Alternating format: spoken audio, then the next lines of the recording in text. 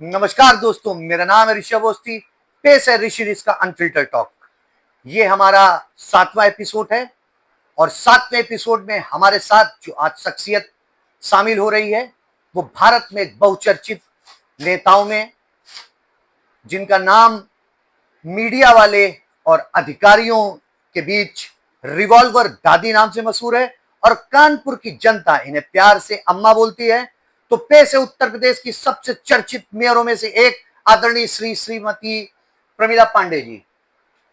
जी आदरणीय महापौर जी, सादर प्रणाम। जी सबसे पहले हम चाहेंगे एक छोटा सा अपना संक्षिप्त परिचय हमारे दर्शकों को दिया जाए। देखिए, मैं यहाँ से 300 किलोमीटर दूर जिला जौनपुर, ग्राम बेलौना, तहसील मड़िया हूँ। एक जिम्मेदार परिवार में मैं पैदा हुई। मेरे पिताजी किसान थे। मेरी शादी वहाँ से कानपुर हुई। मेरे हस्बैंड एल.एस. पांडे जी, जो रजिस्ट्री ऑफिस में काम करते थे। मेरी ज्वाइंट फैमिली है। मेरे हस्बैंड 5 भाई और 2 बहन। हम हमारे परिवार में मेरा भरा पूरा परिवार है और आज की तारीख में मैं बड़े अपने परिवार से खुश रहती हूँ। और ये मेरा तो ये बचपन का है और शादी तक का है। फिर मैं यहाँ कानपुर में मैं बहू बन के आई और कानपुर में मुझे अथाह प्यार मिला। मैं 10 साल पार्षद रही। मैं महिला मोर्चा की अध्यक्ष रही। मैं अपने जिले में उपाध्यक्ष रही। मैं प्रदेश में रही। और सबसे बड़ा जो था हमारे ऊपर जो कृपा थी राजनीति में, हमारे गुरु सूर्यनारायण त्रिपाठी जी थे, जो मुझे 85 में सक्रिय सदस्य बनाया। 89 में हमारे इस जिले के बहुत सच्चे ईमानदार व्यक्ति पंडित जगत सिंह द्रोण जब पहला चुनाव लोकसभा के लड़े थे, तब से मैं सक्रिय हूँ। मैं अपने हरसद पोलिंग पर तब से मैं पोलिंग एजेंट बनते चली आई हूँ। सिर्फ अपने चुनाव में पोलिंग एजेंट नहीं बनी, बाकी मैं बराबर वहाँ पोलिंग एजेंट बनती है चली आई। और मैं तब से भारतीय जनता, क्योंकि पार्टी में सिर्फ एक ही ऐसी पार्टी है भारतीय जनता पार्टी जिसमें महिलाओं का सम्मान है, तो मैंने इसलिए भारतीय जनता पार्टी को चुना और भारतीय जनता पार्टी ने मुझे बहुत स्नेह दिया। और आज मैं अपने कानपुर की जनता को जैसे दोबारा मैं चुन करके महापौर बनूं। इससे पहले भी मैं 2017 में भी मैं महापौर थी। तो इसका मतलब ये कहना गलत नहीं होगा कि भारतीय जनता पार्टी की 100% खरा सदस्य आप रहीं और कानपुर महानगर ने आपको अम्मा के रूप में स्वीकारा। तो सबसे पहले हम ये जानना चाहेंगे कि क्या सुनना ज्यादा पसंद है। देखिए, मैं जब राजनीति में आई, क्योंकि बताया मैंने कि मेरा ज्वाइंट फैमिली है, मेरा सौभाग्य रहा कि जब मैं आई तो मेरा सबसे छोटा बेटा, जो आज बार काउंसिल का चुनाव लड़ चुका है, अनुराग पांडे, ये मात्र हमारे ख्याल से साल ये पैदा भी नहीं हुआ था। मेरा बड़ा बेटा 2-3 साल का था। ये बेटा मेरा बाद में पैदा हुआ। मैं अपने छोटे बेटे को लेकर जेल भी गई हूँ और मैंने बड़ा संघर्ष किया। लेकिन मैंने तब संघर्ष किया जब भारतीय जनता पार्टी में महिलाएं नहीं थी। हम लोग पूरे शहर में 10-15 महिलाएं थे। मैंने सक्रियता से, ईमानदारी से भारतीय जनता पार्टी की सेवा की और मुझे पंडित अटल बिहारी वाजपेयी का बहुत स्नेह मिला। मैंने एक छोटा सा मेरा गेस्ट हाउस था, जिसको मैं सहेली गेस्ट हाउस के नाम से चलाती थी, उसका उद्घाटन सदैव अटल बिहारी वाजपेयी ने किया। और मेरा सौभाग्य रहा कि मुझे अटल बिहारी वाजपेयी जैसे शख्सियत की खाना खिलाने का बना करके मुझे मौका मिला। एक बात मैं बताना भूल गई, मैं जिला जौनपुर की हूँ, जहाँ से पंडित दीनदयाल जी चुनाव लड़े थे। अब मुझे कहने में कोई गुरेज नहीं है, उन जमानों में सब कांग्रेस हुआ करते थे और मेरे पिताजी, मेरे ताऊ जी उन जमानों में कांग्रेसी थे। लेकिन इन सब के बावजूद भी मैं पढ़ती थी। जब पंडित दीनदयाल आए तो मेरी उम्र बहुत नहीं थी। मैं, एक मेरे दादा श्यामजी दादा थे, वही पूरे क्या कहते हैं 10 गांव में जनसंघ के वो दीपक के क्या कहते हैं करता धरता थे। गांव से बगल में उनकी झोपड़ी थी। पंडित दीनदयाल आए, मुझे आज भी याद है। मैं जा करके वही, उन्होंने पूछा है किसकी बेटी है, लोगों ने बताया कि ये बबू दुबे की बेटी है, जो यहाँ के जिम्मेदार हैं। फिर उन्होंने हमें गोद में बैठा, ये दीपक जलता हुआ मेरे फ्रॉक में लगा दिया। आज भी मुझे मालूम है, जब मैं घर गई तो मेरे ताऊ जी को नागौर गए, वो हुआ, उन्हें अच्छा नहीं लगा। लेकिन मुझे, मैं अपना बस्ता अपना घर पे रख के मैं तुरंत अपने उस ऑफिस में जाती थी और उसको मैंने छुपा के रखा। लेकिन मेरा जो बड़ा भाई था वो उसको कहीं खोआ दिया, उसने मुझको अब इस गिरी हालत में दिया है कि खाली उसमें मूर्छे लगे और खाली इतना बड़का रखा है। तो मैं पंडित दीनदयाल जी, पंडित अटल बिहारी वाजपेयी जी के संरक्षण में मैंने राजनीति की। राजनीति मैंने ईमानदारी से की और मेरे बच्चे छोटे छोटे थे, चूंकि मेरा ज्वाइंट परिवार था। मेरे तीसरे नंबर की जो मेरी जेठानी थी, मेरे बच्चों को खिलाना पिलाना पालना सारा वो करती थी। मैं राजनीति करती थी। राजनीति में आने से पहले मैंने पहले अपना लाइसेंस बनवाया। मैंने अभी बताया आपकी कि लोग भागते हैं हमारे ज्वाइंट फैमिली से, लेकिन ज्वाइंट फैमिली का मजा देखिए। मुझे याद है 89 में मैंने कहा कि मैंने अपने पति से बोले कि मुझे स्कूटर चाहिए।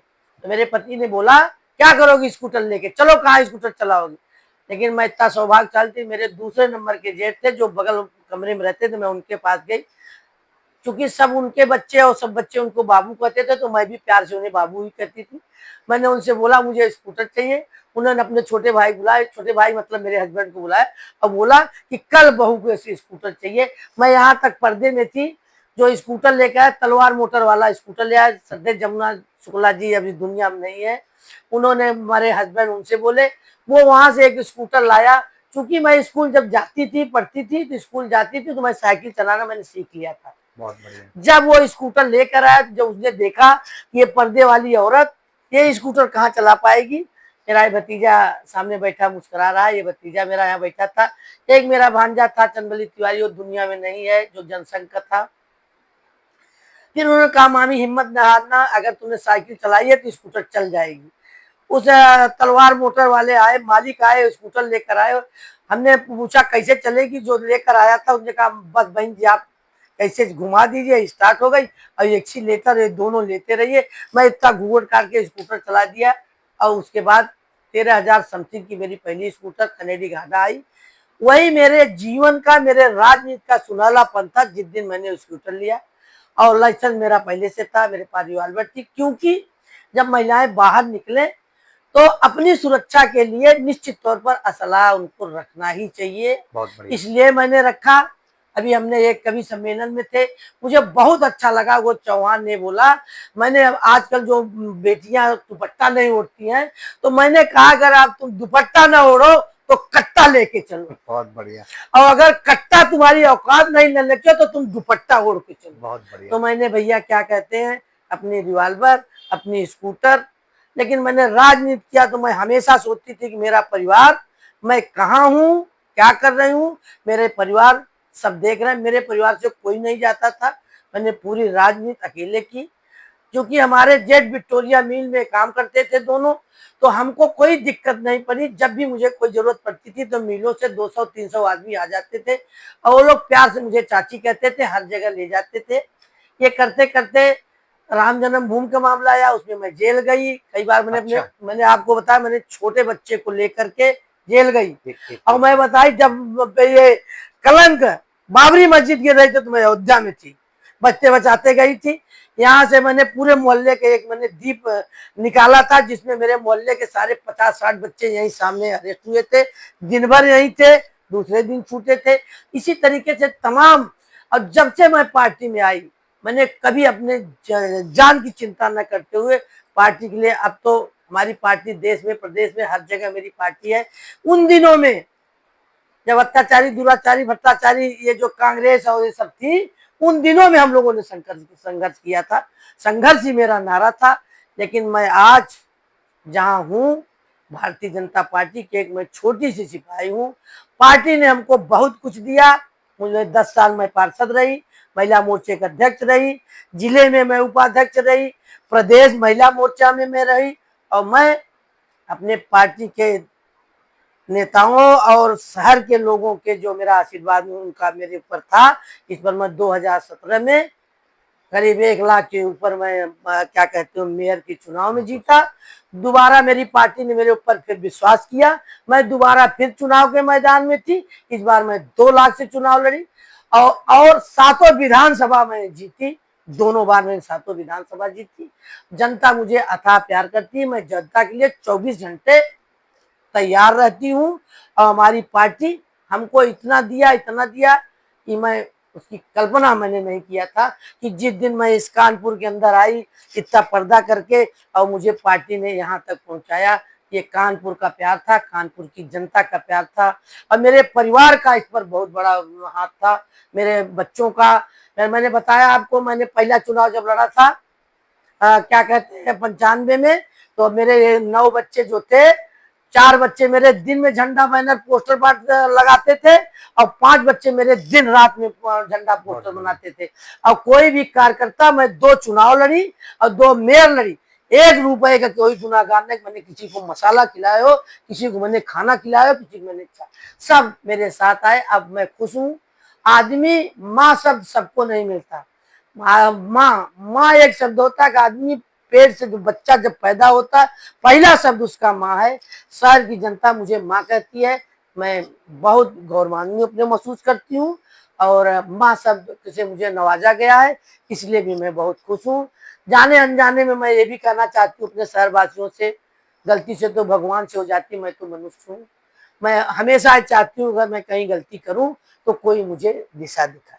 धन्यवाद। बहुत बढ़िया बात कही। और हम अम्मा जी से ये भी जानना चाहेंगे कि आप भारतीय जनता पार्टी की उस समय की सदस्य हैं जिस समय भारतीय जनता पार्टी, अटल बिहारी वाजपेयी का एक नारा प्रसिद्ध हुआ था कि आज हम एक वोट से हमारी सरकार गिरी थी। और आज उस समय को लेकर आज जब भारतीय जनता पार्टी विश्व की सबसे बड़ी पार्टी है, और हम मैं आपको एक छोटी सी बात बताना चाहूंगा माता जी, आपको पता है अम्मा कि यदि हम चैट जीपीटी से या गूगल से ये सवाल करते हैं कि उत्तर प्रदेश की सबसे चर्चित महिला नेत्री कौन है, तो आपको पता है कि उस सवाल के जवाब में दूसरे नंबर पर आप आ रही है पूरे उत्तर प्रदेश में। चलिए देखिए, ये तो देखो मेरा काम करने का तरीका था। मैंने सुबह से लेकर, लेकिन मैं आपको ये भी बताना चाहूंगी कि मैं सवेरे 10 बजे से 5 बजे तक सेवा करती थी। जनता जानना चाहती है सबसे पहले तो वर्तमान समय में आपकी उम्र को देखते हुए। देखिए, उम्र कोई माने नहीं रखता। आप अपना खान पान, अपना रहन सहन और आप अपने हिसाब से चलिए तो उम्र कुछ नहीं है। आप देखिए इस देश के सद्धे मोदी जी को आप देख लीजिए, मोदी जी को योग देख करके इतना उत्साह होता है कि इसी तरीके से आप क्या खाने के लिए मत जिए, जीने के लिए खाइए, ये मेरा सिद्धांत है। बहुत सही। अम्मा, हम आपसे एक सवाल और जानना चाहेंगे, एक एक जानना चाहेंगे। 10 सालों का लंबा सफर माँ एज अ महापौर, उसके पूर्व में 10 साल आप पार्षद रही। अपने बच्चों को वो समय नहीं दे पाती होंगी, परिवार को वो समय नहीं दे पाती होंगी, उसके बावजूद कुछ लोगों द्वारा इतनी मेहनत करने के बावजूद जो आरोप लगाए जाते हैं, जो बेवजह के मुद्दे बनाए जाते हैं, उन आलोचकों के बारे में क्या कहना चाहेंगे? कैसा लगता देखिए, है? मैं तो आपसे बताना चाहूंगी, आरोप से तो भगवान नहीं बच पाए। मैं तो ये एक मनुष्य हूँ। सीता जी, जो 9 महिलाओं में सीता का नाम आता था, जो 9 रत्न महिलाओं में थी, सीता को जब आरोप लगा तो मैं तो ये एक छोटी सी एक जी हूँ, मेरी आत्मा है। आरोप प्रत्यारोप लगाना तो मैं तो मेरा ये मानना, लगाना तो सब लगा सकते हैं, लेकिन साबित करना बहुत मुश्किल होता है। आरोप प्रत्यारोप लोग भगवान को लगाते हैं, तो मैं इन चीज को एकदम ऊपर से इसको मैं नकारती हूँ। नकारती हैं। जी। बहुत बढ़िया। जानना ये भी चाहेंगे कि दौरान राजनीतिक सफर शून्य से प्रारंभ, आज कानपुर में प्रथम नागरिक के रूप में परिभाषित, इन दौरान राजनीतिक सफर कई बार जेल भी जाना पड़ा होगा। जी। दौरान जब आप जेल में थी तब आपके परिवार का क्या सहयोग रहा? देखिए, मैं बता दूं, मैंने पहले आपसे बता चुकी हूँ, जब आप अपने परिवार के साथ रहोगे, ज्वाइंट फैमिली रहोगे, जब मैं अपना 35-40 लोगों के परिवार के साथ, मुझे कभी ये महसूस ही नहीं हुआ कि मेरे बच्चे और मैं, कब मेरे घर कब खाना बनता है, कब हम खाते हैं, कब मेरे बच्चे बड़े हो गए। और एक बात मैं और बताना चाहती हूँ, मेरे 9 बच्चे हैं, एक भी बच्चा आपको बैठा नहीं दिखेगा, सब कहीं न कहीं मैंने लगा रखा। कोई एक बेटा मेरा हक नौकरी में है, सरकारी में है, 2-3 बेटे मेरे वकील हैं, एक बेटा मेरा क्या कहते हैं मास्टर है, एक बेटा मेरा बड़ा वाला नौकरी करता है। तो मैंने किसी को ये नहीं रखा कि खाली दिमाग शैतान घर। मेरा परिवार मैं मेरी माँ जो इस दुनिया में नहीं है, मेरी माँ ने मुझे मेहनत करके सिखाया था, वो मैं मरते तक मैं मेहनत करूँगी और मेहनत का फल मीठा होता है, ये आप देख रहे हो। और इसलिए मैं और लोग क्या कहते हैं ये मैं इसलिए नहीं मानती हूँ। कभी-कभी आदमी नासमझी में कोई बात कह जाता है, तो मैं उस पर कोई मेरी टिप्पणी नहीं है। मैं तो देखो एक बात मैं और आपको बता दूँ, जो काम मैं नहीं कर पाती, जो काम मेरा नहीं हो पाता, वो मैं अपने प्रभु आनंदेश्वर बाबा को सौंप देती हूँ, क्योंकि मैं सन 82 से पर डे उनके देखे बगैर मुझे एक पानी का बूंद नहीं मैं पीती हूँ। तो मैं जो कष्ट हमारे होता है मैं वहाँ जाती हूँ, अपने आप जान जाते हैं, मैं वहीं दे के आती हूँ कि प्रभु इसका न्याय आप करना। मैं बराबर ये बता दूँ आपके चैनल के माध्यम से कि वही अपना न्याय करेंगे। मैं किसी के खिलाफ न मैं कोई कभी मैं भारतीय जनता पार्टी इतने दिन से मैं 35-40 साल हो गया, मैंने कभी किसी व्यक्ति को कोई व्यक्ति ये नहीं कह सकता कि प्रमिला जी ने मुझे ये कहा। मैं सबको सम्मान देती हूँ और जब आप हमको सम्मान दोगे तो निश्चित तौर पर आपको सम्मान मैं पूरे मेरी माँ जो सिखाया, मेरे बाप ने जो मेरे कूट-कूट कर मेरे अंदर संस्कार है, आज भी मैं उस संस्कार लोग शहर में कहते हैं अम्मा जब मैं आपको फ़ोन करता हूँ कहते बताओ भैया, बहुत मैं खुश होती हूँ कि कम से कम लोग मेरे इस बात से तो खुश हैं। और कहने वाले मेरे 60 लाख की जनसंख्या है कानपुर की, अगर 60 लाख में 5 लोग 6 लोग अगर कोई बात कर रहे थे तो कोई मैं माने नहीं। एक पिछले कार्यकाल में आपके द्वारा कराए गए कानपुर महानगर के कुछ ऐसे कार्य जिनको आप महसूस करके गर्व की अनुभूति देखिए होती है? पिछले बार हमने एक प्रमिला सभागार बनाया, जी, पिछले बार हमारा टीएसएच बनाया, जो कि कहीं पूरे उत्तर प्रदेश में नहीं है। और पिछली बार ही हमने ये कन्वेंशन सेंटर क्या चुन्नीगंज में बनाया, जिसको सद्य हमारे योगी जी ने इसकी सराहना की कि ये बहुत अच्छा बना है।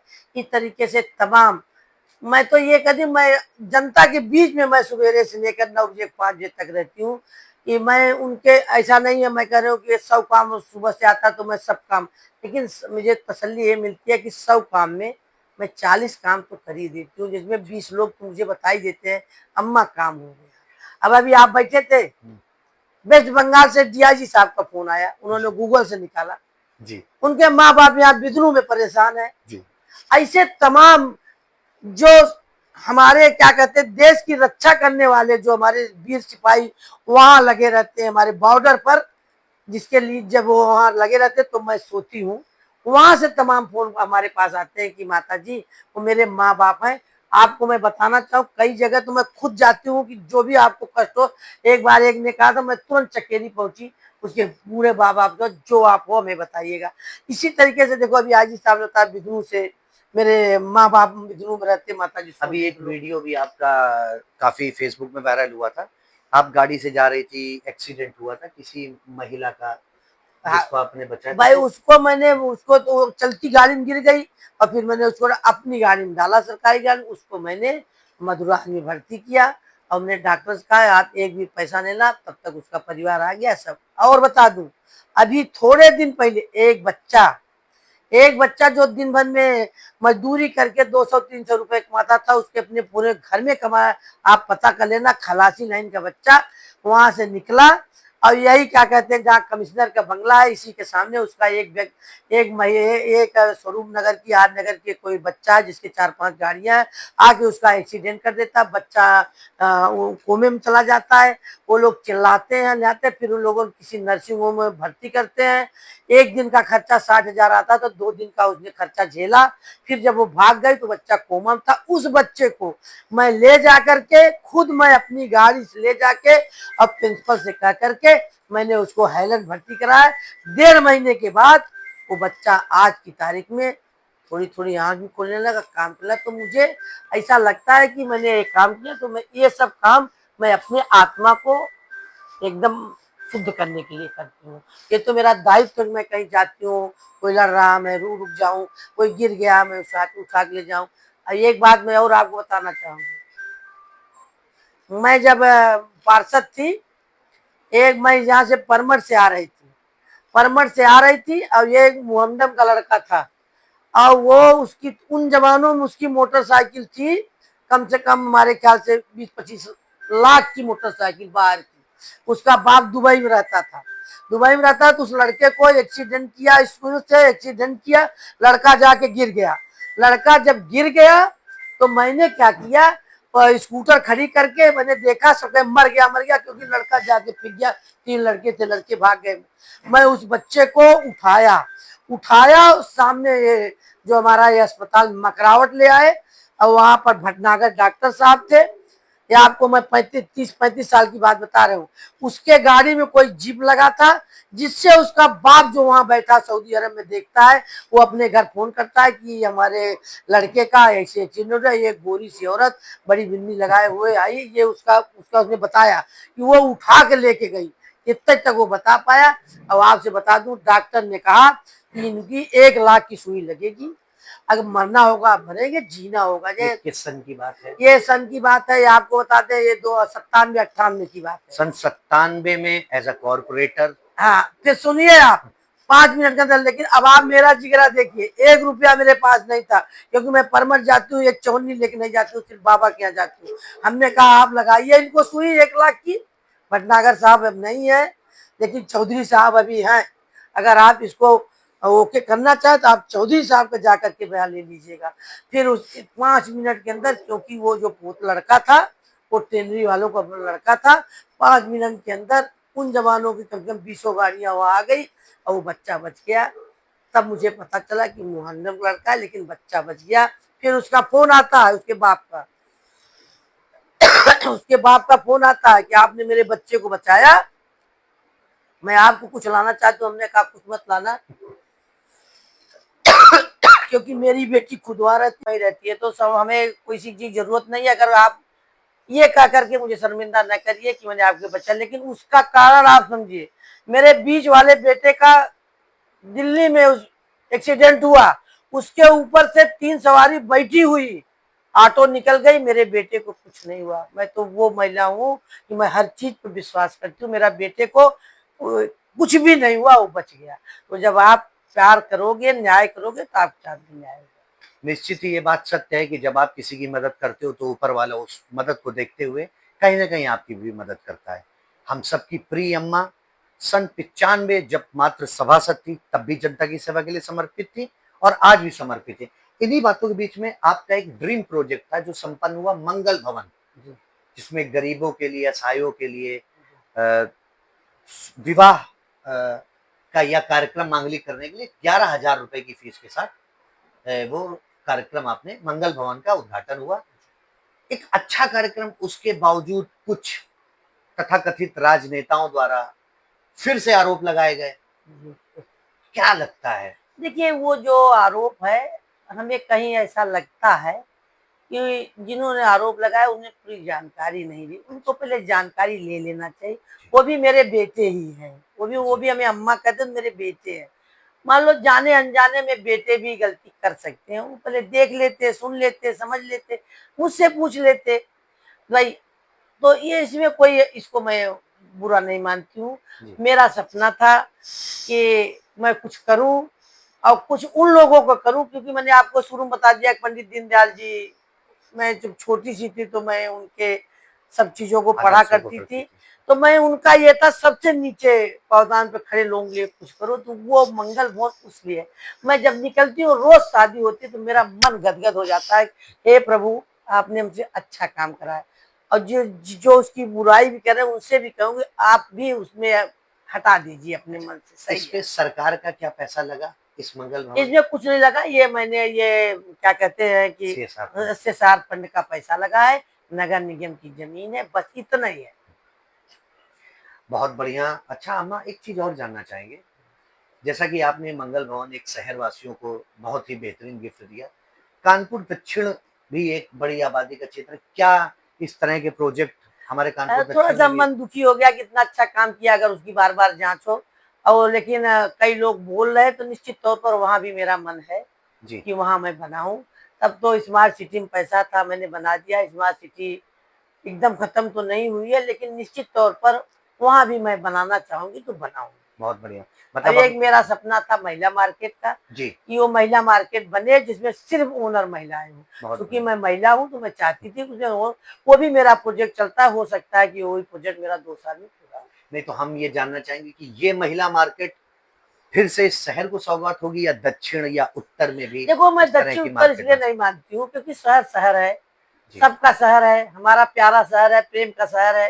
चाहे उत्तर बनाओ चाहे दक्षिण बनाओ। क्योंकि बेटा काम करने में हमें इसलिए दिक्कत आ रही है कि नगर निगम के पास कोई जगह। जगह नहीं है। अच्छा, क्योंकि हर जगह केडीए में है।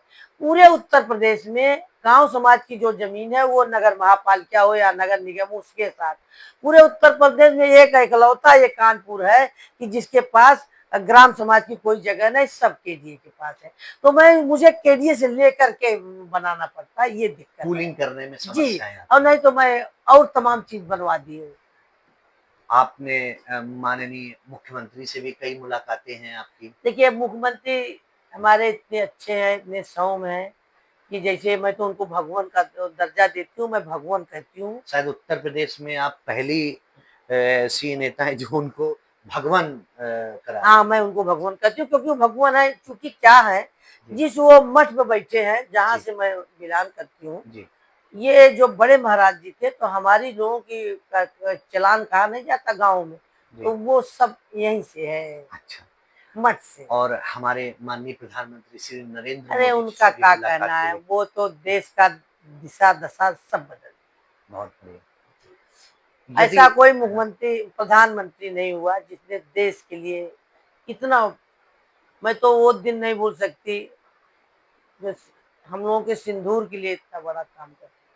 ऑपरेशन वो सिंदूर ऑपरेशन सिंदूर बहुत बढ़िया काम है, मैं नहीं भूल कहीं सकती। न कहीं आपके द्वारा भी इस तरह के कानपुर में कार्य किए गए, जैसे कि पिछले कार्यकाल में और शुरुआत के अभी भी कार्यकाल में आप बेबाकी से मंदिरों के लिए मुस्लिम क्षेत्रों में अकेले, मुझे जानकारी हुई थी चमनगंज में कोई मंदिर को लेके विवाद हुआ था, जहाँ पर बिना पुलिस प्रशासन या बिना किसी अधिकारियों के ही बिना आप अकेले पहुँच गई लेकिन थी। मैं आपको ये बताना चाहती हूँ, जी, मुस्लिम समाज में भी लोग हमें बहुत प्यार करते हैं, वो भी हमें अम्मा कहते हैं। जी। मैं जब पहली बार गई थी तो कोई फोर्स लेकर नहीं गई थी, मैंने ये तो देखा कि डर नहीं लगा ऐसा मुझे कुछ? डर है, जो डर गया वो मर गया। मैं कभी नहीं डरती, मेरी मौत जिस दिन आनी होगी उस दिन आएगी, उसके बीच में मेरी मौत हो नहीं सकती।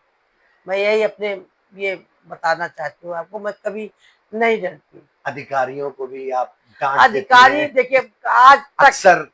आज तक मैं ये देखो, नगर निगम में मैं तब मेरा वो अरे थोड़ा सा मुझे टाइट करना पड़ता है या बोलना पड़ता है कि आप भाई हमको किसी शर्म लाना, आप तो आज यहाँ हो कल अधिकारी। मैं तो यही डीएम को कहती हूँ, यही अपने नगर आयुक्त कहती हूँ या कमिश्नर कहती हूँ, भैया ये तो मेरा शहर है, इसको मुझे ठीक करना है। आप तो आज यहाँ हो कल वहाँ हो।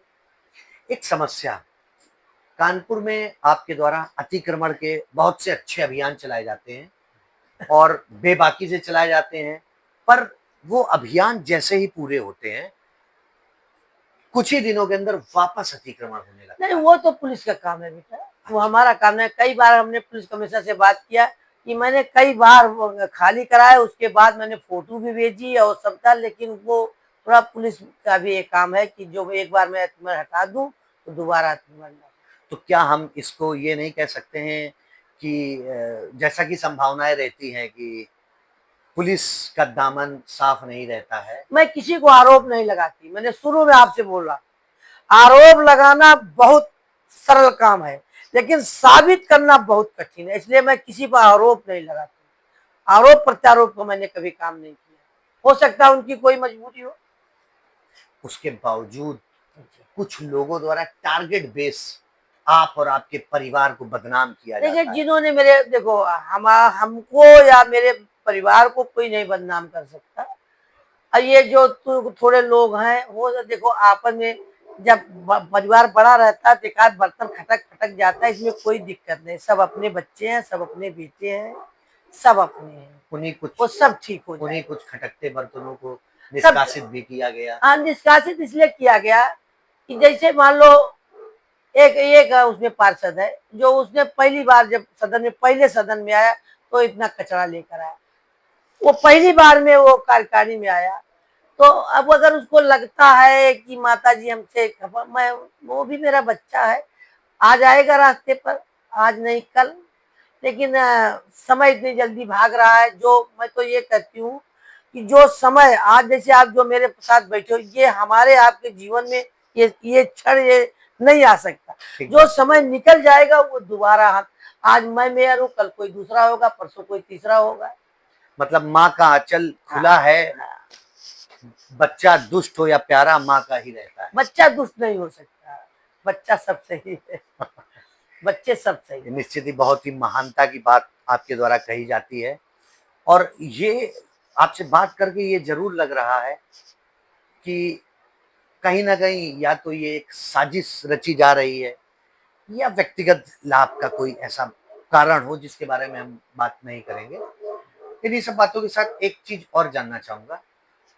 अभी पेपर में एक आपके बेटे के ऊपर कुछ मुकदमा दर्ज पीपी एक्ट के तहत की भी बात आई थी, ये सब क्या सच्चाई देखिए, है? मैं आपको ये बताना चाहती हूँ कि मेरा बेटा या मेरा परिवार, मैं सन 58 से कॉलोनी में रह रही हूँ। 1958 से कॉलोनी में रह रही हूँ। मेरा परिवार रह रहा, मैं तो आई 75-74 में। मेरा परिवार रह रहा है यहाँ पर। आज भी जो बना है, पहले भी बना था, आज भी हर कॉलोनी में बना, हमारे यहाँ भी बना है।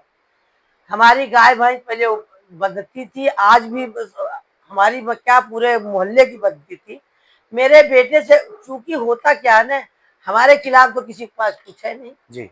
हमारे खिलाफ कुछ है नहीं, तो मेरे बेटे को ही चाहे भाई, जिसने ये बोला कि मेरे बेटे को जो अखबार डाला गया, उनके पास कोई सबूत है, वो है कि क्या कहते हैं कि हमारे बेटे ने कब्जा किया। नहीं, अभी हमने अपने हिंट से भी पता किया है, तो इस प्रकार का कोई भी सम्मन या नोटिस अभी तक रिसीव नहीं हुआ है। अब नहीं हुआ तो अपना जो ये यहाँ के confirmation डीएम साहब, यहाँ के भाई और लोग हैं, जैसे नेता लोग हैं या और लोग हैं, जो उनके मन में आए करें। हम तो ये चाहते हैं कि राजनीति मैं करती हूँ, सत्य। मैं करती हूँ। हर आदमी की इच्छा होती है कि आज मैं हूँ, कल मेरा बेटा हो, हर की इच्छा होती है। मेरा भी इच्छा है कि आज मैं मेयर हूँ, इतने 40 साल मैंने सेवा लिया, मेरा बेटा अगर मेरा सहयोग कर रहा है। ऐसा नहीं, मेरा बेटा भी सक्रिय सदस्य है, आज से नहीं है। भारतीय जनता पार्टी का भारतीय जनता पार्टी सक्रिय सदस्य है, 100 सदस्य बनाया है। ऐसा बढ़िया। नहीं है कि मेरा बेटा सक्रिय सदस्य है और 100 सदस्य बनाया भी है, ऐसा नहीं है। मेरा बेटा भी क्या कहते हैं भारतीय जनता पार्टी का कार्यकर्ता है, लेकिन वो मेरा बेटा है, इसी वजह से इसी इसलिए है। राजनीतिक ये राजनीतिक कुचक्र से मैं कहूंगी।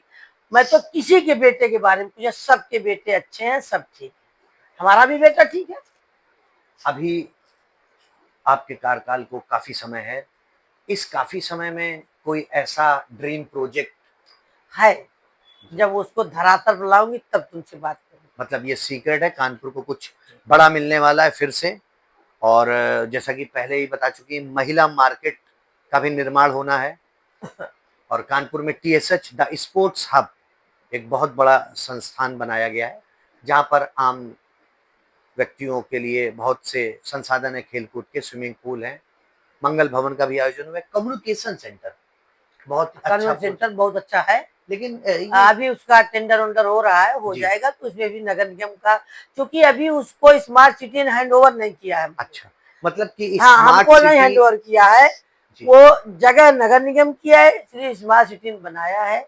इसलिए मैंने कमिश्नर साहब से और नगर आयुक्त से कहा है कि आप कमिश्नर को लेटर भेजिए, उसको हैंड ओवर। अच्छा, मतलब कि स्मार्ट सिटी के जो प्रोजेक्ट्स होते क्योंकि हैं हमारे प्रदेश के मुख्यमंत्री का कहना है कि नगर निगम अपनी आय बढ़ाए। मैंने अपनी आय बढ़ाने के लिए इसको कन्वेंशन सेंटर बनाया है। अच्छा, और एक लंबा कार्यकाल, उथल पुथल मस्ती हुई, 2 बार मेयर बनी आप, क्या पार्टी आपको तीसरी बार भी चुन सकती है? पार्टी का जो आदेश शिरोधार्य है, पार्टी फिर लड़ाएगी। तो अब की 2 लाख जीते थे, अब की 3 लाख जीते। तो मतलब अब की बार 3 लाख पार का नारा हो सकता है। आपसे कुछ हमारे कानपुर के युवाओं के लिए संदेश। युवा कानपुर के युवाओं के लिए संदेश ये है, वो सच्चे मन से काम करें, पढ़ाई में ध्यान दें, ज़्यादा मोबाइल न चलाएं, मोबाइल काम भर का चलाएं, जी। जिससे उनका काम हो सके। पढ़ाई पर ज़्यादा ध्यान दें और जिससे पढ़ लिख करके आगे जाएं। जी। आगे जाने पर अपने देश की और प्रदेश की, अपने शहर की सेवा करें और खुश रहे, स्वस्थ रहे और मस्त रहे मेरे बच्चे। महिलाओं की राजनीति में आने के लिए कुछ सलाह। देखिए, महिलाओं का तो मैं मोदी जी को बहुत बहुत धन्यवाद देना चाहती हूँ, योगी जी को, कि जितना उन्होंने महिलाओं के लिए किया, शायद भारत के इतिहास में किसी ने नहीं किया। आज राशन कार्ड किसके नाम? मेरे नाम है, महिलाओं के नाम है, कभी किसी ने नहीं किया, मोदी जी ने किया। रजिस्ट्री करानी है अगर मेरे नाम से, उसमें भी मुझे वो क्या कहते हैं लाभ है। यानी जितना उन्होंने मोदी जी ने किया, शायद भारत के इतिहास में किसी ने, कोई प्रधानमंत्री किया। कहने की बात चाहे सब कहे, मोदी जी ने समझा कि मेरी माँ, जो समय से पहले जो माताएं होती, मेरी दादी, मेरी माँ, समय से पहले उनकी आंख चली जाती थी, चूल्हा फूक फूक के घर घर सिलेंडर दिलवा दिया, पानी के लिए सब कुछ कर दिया। जो भी किया मोदी जी ने किया। जब उन्होंने बिना पैसे का खाता जनधन खाता खुलवाया था, लोग कहते थे इससे क्या होगा। आज वही जनधन खाता, बीच के बिचौलिया सब किनारे हैं, सब सीधे खाते में आ रहा है। अभी मैं गाँव गई थी, अभी मैं गाँव से, मेरी भौजाई है, उसके सामने मैं पैदा हुई, कहीं बिटिया, वो बिटिया कहती है, बिटिया 6,000 रुपया साल भर में आता है। इतना खुश है, इतना मोदी जी, योगी जी जा रहे हैं, खुश रहे। तो ये आशीर्वाद, जब देखो, जब आप करोगे तो भगवान, लोग आपको आशीर्वाद देंगे। अब आप बताइए, वो 6,000 रुपये उनके लिए बहुत है, आ रहा है। अब वृद्धा पेंशन और विधवा पेंशन और विकलांगों के लिए काम जितना मोदी जी ने किया, शायद बताया नहीं किया। अब मोदी जी को हमारी उम्र लग जाए, अब मोदी जी इसी तरीके से प्रधानमंत्री। तो महिलाओं को राजनीति में आना चाहिए। बिल्कुल आना चाहिए और सच्चे मन से आना चाहिए, अपने परिवार, आन मान शान को ले करके आना चाहिए, आना चाहिए। अब किसी से डरना नहीं चाहिए, अपना काम करके अपने घर जाना चाहिए। ये मैं मानता हूं। तो ये थी हम सबकी प्रिय चहेती अम्मा, जिनसे हमें बात करके और वो पलों की जानकारी प्राप्त हुई जो कि आम इंसान को नहीं पता थी। राजनीति से परे घर परिवार की बातें हुई, बहुत अच्छा लगा। शहर में कई योजनाएं आनी हैं, महिला मार्केट उसमें से प्रमुख है, और कुछ योजनाएं हैं जो कि अभी आप सबके लिए छुपाई गई हैं, क्योंकि उनको धमाके के साथ दिखाया जाएगा। तो इन्हीं सब बातों के साथ धन्यवाद देना चाहूंगा। आप देख रहे थे ऋषि ऋषि का अनफिल्टर टॉक। धन्यवाद।